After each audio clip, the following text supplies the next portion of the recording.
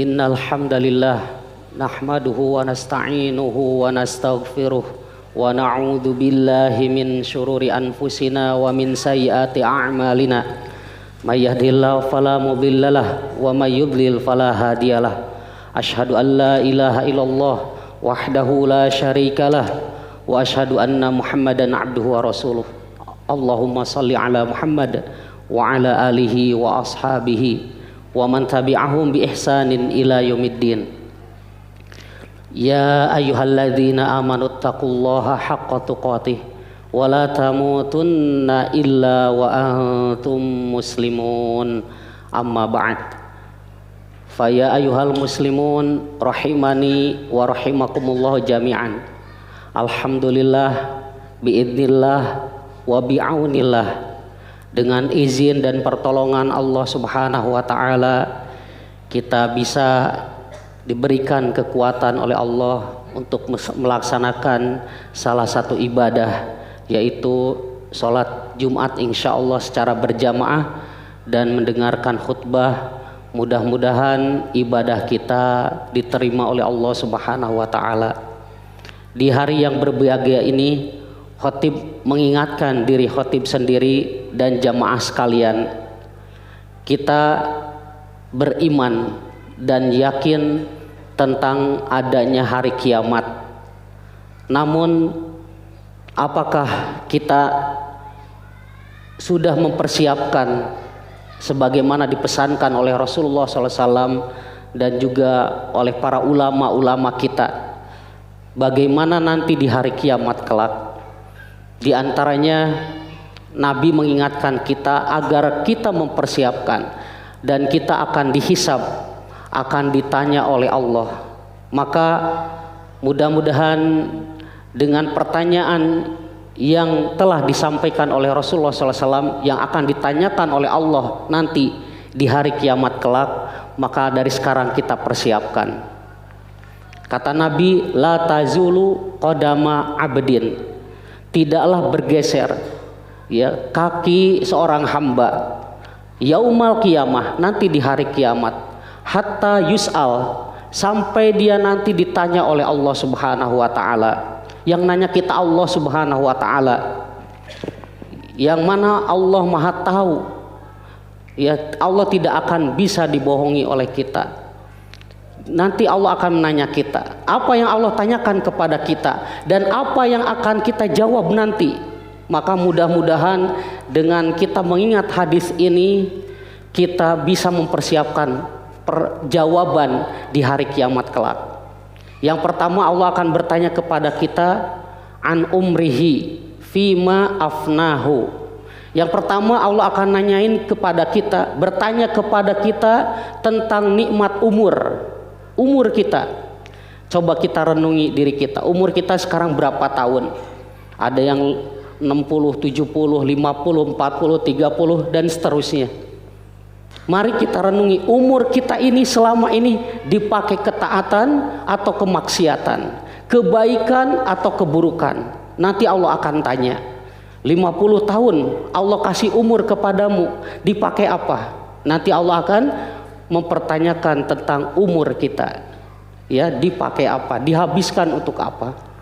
Yang kedua yang Allah akan tanyakan setelah umur, yaitu an ilmihi fima fa'al. Yang kedua tentang ilmu, karena kita disuruh, diwajibkan oleh Allah dan Rasulnya agar kita menuntut ilmu untuk beramal, untuk bekal di akhirat.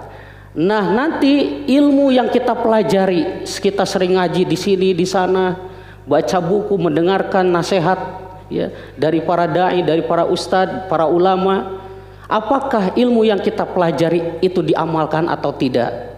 Kita sudah tahu ini, tahu itu, namun nanti Allah akan mempertanyakan apakah ilmu yang telah kita pelajari diamalkan atau tidak. Yang ketiga ya, yang akan ditanyakan Allah kepada kita nanti di hari kiamat kelak, dan kita mau jawab apa? Maka mudah-mudahan dengan mengingat hadis ini kita persiapkan untuk menjawab pertanyaan-pertanyaan Allah tadi. Yang ketiga, wa'an malihi, tentang harta, Tentang harta 2 soal. Yang tadi 1 soal, 1 soal. Adapun harta Allah bertanya 2 soal, lebih banyak.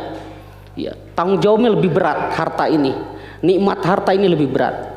Kata Nabi SAW tentang harta ini, min aina iktasabahu. Nanti Allah akan bertanya kepada kita, dari mana harta itu engkau dapat? Apa dari yang halal atau dari yang haram? Apa hasil dari yang tidak dibenarkan oleh syariat atau dibenarkan oleh syariat? Ini yang pertama, inputnya, pemasukan uang kita, harta kita. Yang kedua, fima anfaqahu, outputnya. Yang kedua, dikemanakan, dipakai apa harta tersebut? Apakah dibelanjakan di jalan Allah, bersedekah, membantu orang, membantu masjid, pesantren, para penuntut ilmu, orang-orang yang gak mampu, yatim dan duafa dan sebagainya, kita dermakan di jalan Allah? Atau harta kita dipakai untuk semakin jauh kepada Allah, bermaksiat, berpoya-poya, bersenang-senang untuk melampiaskan hawa nafsu? Na'udzubillahi min dzalik.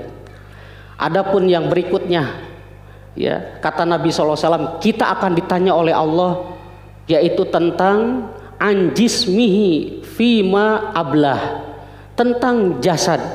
Allah sudah ngasih kepada kita mata, telinga, tangan, kaki. Apa kita gunakan untuk ketaatan di jalan Allah, untuk baca Quran? Otak kita disimpan untuk ngapal Quran, ngapal hadis-hadis Nabi, bahkan kita pun ngapal perkataan-perkataan ulama, supaya kita apa? Kuat iman kita. Supaya apa? Supaya kita semangat beramal, semangat untuk nanti kalau kita berjumpa dengan Allah, sehingga kita lebih senang, lebih siap kapanpun kita akan dipanggil oleh Allah, ya, sebagaimana saudara kita, teman kita, guru kita yang telah dipanggil oleh Allah Subhanahu wa taala. Barakallahu li wa lakum, aqulu qouli hadza wa astaghfirullah, innahu wal ghafurur rahim.